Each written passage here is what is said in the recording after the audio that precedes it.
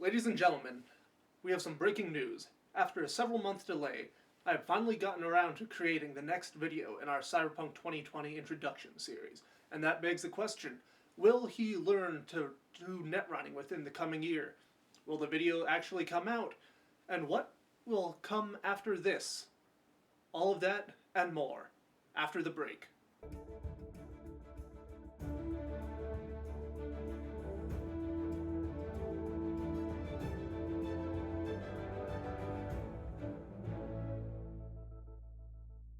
This video is a part 2 to my brisk intro to Cyberpunk 2020.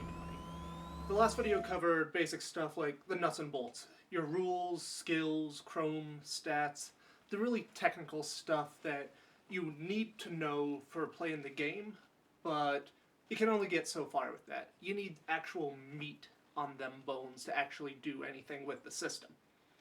Here we'll be covering my personal favorite part of Cyberpunk 2020 and just any interlock system in general, the backstory for your character, and other general resources and advice to cover when it comes to the game. So the first video is not required, but I would greatly appreciate it if you checked it out and give it a watch. Consider it a personal favor from me or something. You know, because we're such good friends, obviously. Lend a chum a hand. So, with all this, you got your stats, you got your skills, you got your chrome and iron, but you don't know who you are. Right now, you're just a nameless goon with a piece of iron, and you want to make a name for yourself. Good for you. Cyberpunk 2020 uses the interlock system, and with that, it includes my favorite method of backstory generation for figuring out how your character is, or, how it's referred to in system, the life path system. For the sake of it, I'm also going to be including a little table here at the beginning of the character creation segment. This is your fashion as a character. This is a good thing to have when you're dealing with, you generally don't know what your character to look like, or another thing that's included is your character's ethnic background. This includes the base language you get at an automatic 8 points, so you are literate in the language. You can, of course, buy it up or down as you go. For example, my fixer, he was a Norwegian man, so he got an 8 in Norwegian, and then I had to manually buy up English so that I was able to communicate with the group properly. But when it comes to your character's backstory, I'm very much in the position of a believer in the dice. The dice tell a better story than I ever could, because it gives you dots to connect, and you just have to figure out how to connect those dots. Why put in extra work where it isn't needed, to my mind? The system already accounts for this. Let the dice roll. Figure out what you got. But if there's something that you do believe would work better, and it's on the table, you can choose that over it. You know, if you don't put your faith in the knuckle bones like I do, who am I to stop you on that front? For the life paths proper, you'll more or less be starting with a flowchart. We're going to roll for each segment of crafting a backstory for the John Cyberpunk character we ended up creating last time. And with it, all in all, we'll roll, see what comes. All you need is a d20, your character sheet, and a willingness to just let the dice fall where they may. First off, we've got family. This is in fact not connected to the Nomad's skill, but the number in these sections will simply be listed out. And they are as follows: 7, 3, 9, and 4. Meaning our parents were crime lords who are currently alive, and the family as a whole is fine in a formerly upscale neighborhood within Night City. So far, this is shaping up to be a suitably uninteresting backstory for a solo.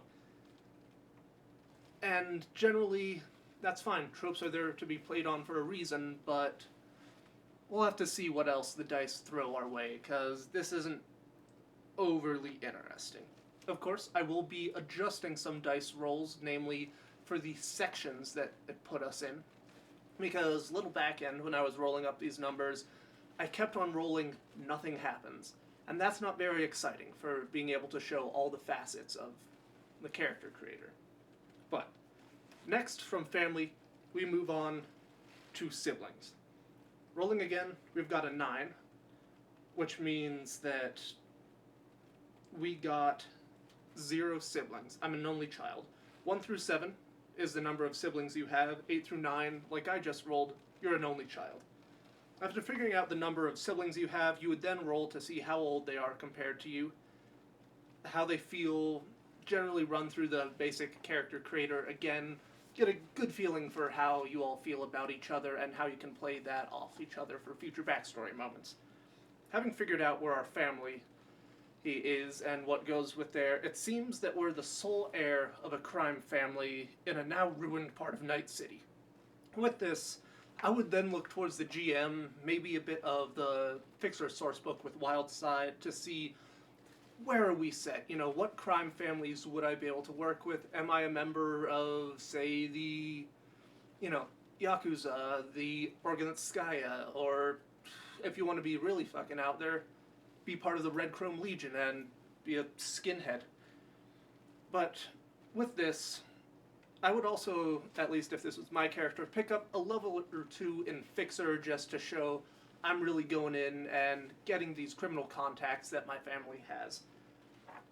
So looking through all this, well, it may not be the direction I would like to take for this video, considering this is a character I would normally make, just I enjoy more social-built characters. This could still be a pretty good story and reason to be working with the group of edgerunners that our party is. You know, you're a crime man and you are doing crimes. You know, you could rebuild your family's power. You could try to topple a rival family. The world is your oyster. And right now those oysters are looking pretty damn tasty. Next section we get, this is more of the personal stuff for your character. It's called Motivations. This is why we do what we do, how we do what we do, what makes us tick, what's important to us, and how can we figure out ways for the GM to, as a Reddit post mentioned, I'm gonna pull it up down below, how do we get that knife to stab in our character's back with the GM? Because it is good to be stabbed in the back by those knives. It makes a more interesting story, because would it have been amusing if Luke Skywalker was like, no, I have to go to Mos Eisley to get some power converters. And then the story just ends there after he went to Mos Eisley, got those power converters, and yeah, it wasn't Mos Eisley, but you know the drill. So, rolling these, they will go as follows. 6, 1, 8, 5, 5. Having shown the little flowchart as to where we're specifically going, it appears that John Cyberpunk, as we know him right now, is a reliable, serious, and stable guy. He values power and parents above most, keeping people around as tools to use to his own ends, and he's got a little book as a keepsake. Honestly, this tracks given the role we're seeing him fit into with that sort of mafia style. So, gotta stay loyal to the family and build it back up at any cost. The book's probably something like The Art of War or Meditations or some other bullshit like that. Both are good reads, but they definitely have a type that they attract. And all in all, this is shaping out to see the general vibe that our John Cyberpunk character is starting to give. And for better or worse, all of this was done with nothing but die rolls. I haven't picked a single thing, so while this is coming together concerningly well, maybe to the point of me being mildly worried for future things in the life events segment when I was writing this before everything had rolled out as one big karmic fuck you, I hope that this is good proof to trust in the die rolls to see what they bring you. Next up, we've got life events. This is what our character has done in the years from turning 16 all the way to where the game starts. The age can be decided via die roll, as I did here, but with these life events, they can give us new skills, friends, foes, everything in between. One of my characters ended up getting a lovely landfall of like over 1,000 eddies, and I was set for a good bit of the game being able to get some nice new chrome to start out, which vastly helps me out, though I also did manage to get on a different character about 6k in debt due to another set of dice rolls. The dice are a cruel mistress, but dear God, do I love what they bring to the table. So, as I said, we start at age 16 and roll 2d6. Adding these together, we get the age our character is, and for every year going up, we have a life event happen. These will be sending us down different flowcharts, and this is going to be the one time I put my finger on the scales to make sure that we get all 4 variants at least once. Like I said before, I rolled a concerningly large amount of nothing happens, but there's no fun in that for a video, so I, like I said, put my finger on the scale to adjust things. So, rolling a 2 and 4, he appears to be a hale and hearty 22 years old. The perfect age for a fiery, young-blooded mafioso to try and finish making a name for himself and his family. But we're going to go from age 17 all the way up to age 22. Again, the flowchart will be appearing here, and the specific ones will be highlighted. So, at age 17, 4, 1, 9, even. Appears with this, we reconnected with an old childhood friend after we split for some time. Maybe she went to a private school or something. If we want, we can figure out all the way back to the personal style and motivations for her and figure it out, but that's a separate thing, and for the video's sake, I'm not going to make you guys walk through that whole segment again. Now, at age 18, I rolled a 10, which meant nothing happened. After I re-rolled that, we got a 9. That means nothing happened again. Again, I did one final re-roll, and we got 8, 6, 7, 3. So, ignoring the 2 nothing happened rolls for the lack of development, we got rewarded with one hell of a development. A romantic involvement with a major complication. And we are professional rivals, being the major complication, and we are still madly in love with each other. We've got a logical thing to do here. We had a girl come up in the last entry, the childhood friend. Therefore, I think you guys see where this is going as I try and turn the page. Let's go for that. Let's make her the heir of a rival mob family. You know, let's get some true West Side Story, Romeo and Juliet, any other trope of that matter. Embrace the tropes. That's a piece of advice I have for you all. Embrace those tropes, because as fun as it is to go off trope and, you know, play off of those like, oh, we're doing things differently here, the tropes exist for a reason, folks. I'd say stick with them. Age 19. 10, 9, 10, 2, odd, 8, 6. Once again, the dice seem to want nothing to happen to this guy. But, a bit of poking and prodding, it seems we have a big problem right now. The law is after us. Probably a job gone wrong with the whole police force in the district going after us due to the rolls. And after whatever happened, shit went sideways. Good news, we know exactly who ratted on us to the cops. And as we all know, the person who ratted us to the cops out are those dirty, insert name of rival crime family here. And we're gonna hunt them down, and we're gonna make them pay. Nobody messes with insert name of our crime family here and gets away with it. So, for age 20, we've got as follows. 5, 9, 7, 6, 8, 1, 7. I'm going to let that sit up here for a second. And it looks like we personally found out who betrayed us last year. A co-worker betrayed us, foiled our plans, and making us hate us to the point that we want to kill the other on sight. And he can throw an entire gang at us, so at this point we absolutely are dealing with a member of insert enemy gang name here, and maybe a soldier or something of that gang, but he is absolutely a member of theirs. He might not have been when it started out, but they managed to flip him. Don't know how, but God damn it, he flipped over like a fucking roller dog at a 7-Eleven. At age 21, we rolled a 10. And for once, I'm gonna let the nothing happened event play through. Nothing happened. Uneventful year. Probably laying low from the events of last year, just because turns out it's not good to deal with shit like that and try to keep up whatever nefarious events when the police are watching us like a hawk. Now, for age 22. 1 even 1 5. Right after biding our time, everything seems to pay off. We won big with a massive connection, managing to cozy up into the district attorney's office. Things seem to be looking on the up and up, making us connections in the government for insert name of our crime family here and all that. Shit could not be going better for us, because we know our enemy.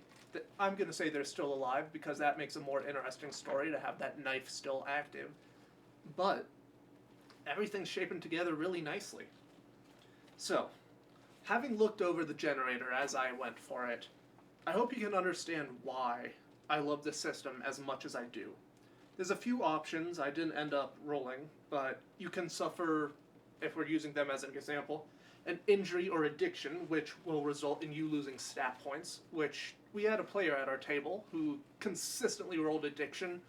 It became agreed upon that he was our group alcoholic and was also our heavy hitter. I love you, Kamchatka. You were an amazing character. I just wish that you weren't an active cyber psycho, because it would be far easier to work with you that way. And then you have the opposite of what can happen. You can find a teacher to gain skills, assets, connections to gangs. You can have your lover betray you. You can gain new lovers. A fun way to gain more humanity and all that, at least for how we roll at my table, is if you have a whole bunch of lovers and you're sleeping around, congratulations, you can get a bunch of bonuses coming in, but if you're caught by any of them, it's no good. Remember, you're an edge runner, you're probably dating other people in more combat-forward and nefarious fields. They're probably going to have combat implants too, and they could very reasonably try to scratch your eyes out with wolvers or something. But with all this, I do hope that you can see why I trust in the dice so much to form a proper story. With a little bit of ingenuity, you can take all of these dots, connect them together, and I created a fairly bog-standard Romeo and Juliet style mafioso. And there's so much to do with that. But having moved on from the life paths, a little advice can be worthwhile when it comes to stuff like that, so let's take a look at that. So, for overall advice, I'd say lean into tropes. Tropes exist for a reason.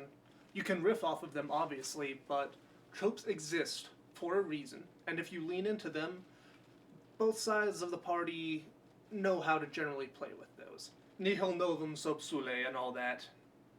So if you want to have the mafioso character inspired, by every single mafia film you have, a young punk trying to make their name in the world, bring their family back into control of their district again while falling in love with the rival's daughter, go for it.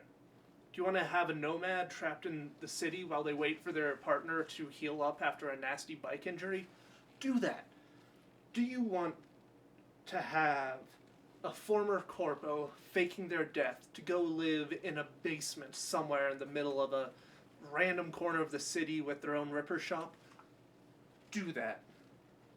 There is so much that can be done if you're willing to play with the tropes as they are. Get inspired by the classic foundational works of the genre. Neuromancer, Burning Chrome, both by William Gibson, are brilliant when it comes to figuring out general routes for your character to work off of.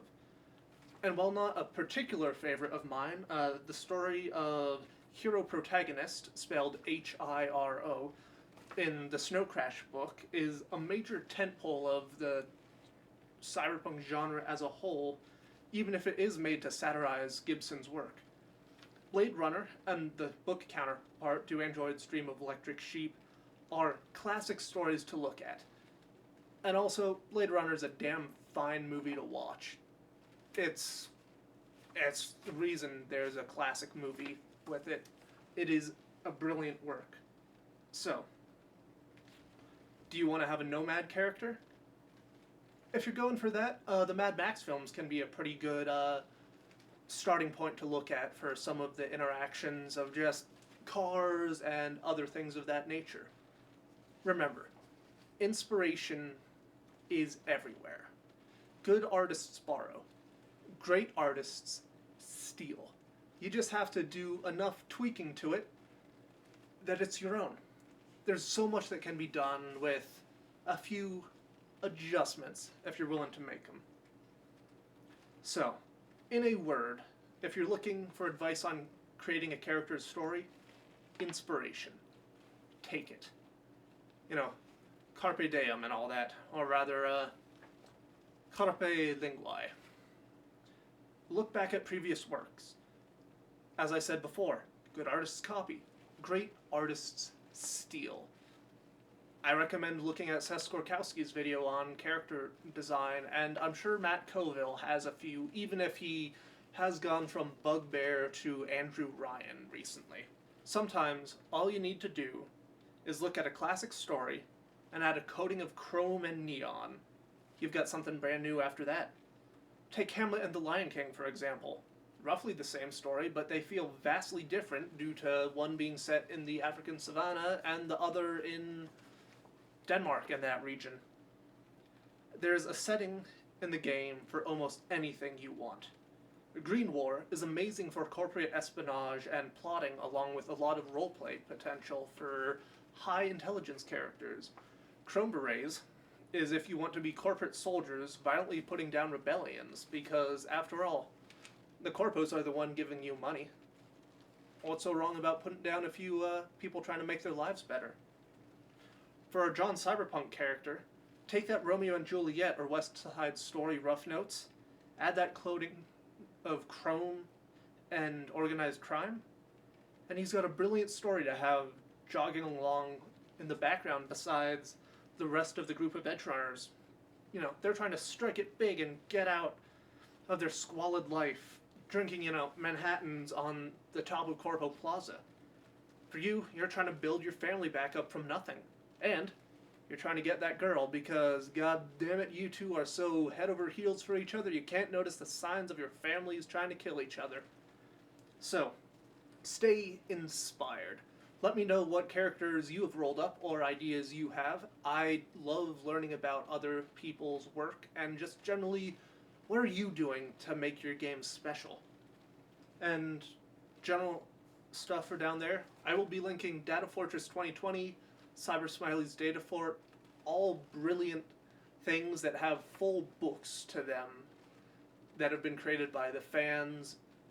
Almost anything you could want is there. Cyberpunk 2020 has an amazing online community. America's Night City, I believe, is a brilliant way to play online if you're willing to do it over Discord.